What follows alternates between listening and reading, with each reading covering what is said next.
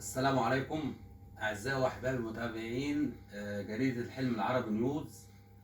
النهاردة في لقاء شيق مع الفنان الكبير والنجم الكاركتر الفنان حسن الهلالي.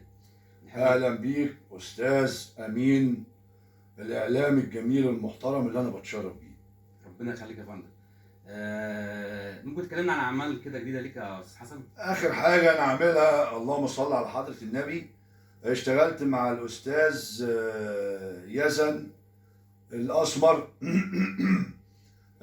معاه شبيه كوكس البابا الله يرحمه. تمام. اسمه حمودي. تمام. وعملنا شغل حلو ونازل كمان على السناب عند الاستاذ يزن الاسمر. تمام. وطبعا الشغل جميل وحاجه ممتازه.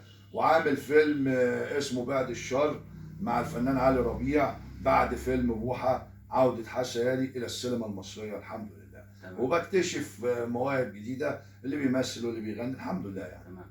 ده انت حضرتك كمان مش فنان، ده انت كمان داخل في مجال اخراج. الاخراج. في الاخراج ما شاء الله يعني. والافكار، بعمل افكار كوميديه، بعمل افكار مسلسله، افكار افلام قصيره. دي موهبه من عند ربنا، ربنا اداهاني الحمد لله. وكمان الاغاني ومطرب كمان وبغني مطرب، الله اكبر. بسم الله ما شاء الله. وبتشرف بيك. ربنا يخليك. وكمان نغني اغنيه عشان نختم اللقاء، حاجه لعبد الحليم. اتفضل يا فنان.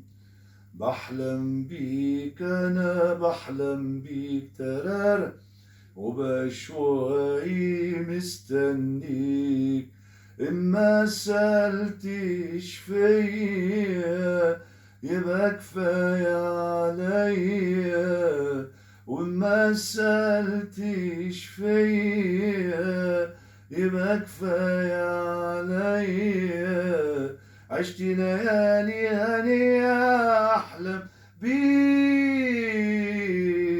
أنا بحلم. شكرا. الفنان حسن الهلالي بيحبكم. الله الله الله يا فنان، الله يا فنان، الله. تسلم تسلم. والحلقة تذاع ايه بقى؟ ان شاء الله على جريدة الحلم العربي نيوز باذن الله. هنتنشر وتذاع ان شاء الله باذن الله. طبعا تابعوا جريدة العربي نيوز، الحلم العربي نيوز. الحلم العربي نيوز مع الإعلامي امين ابو الوفا.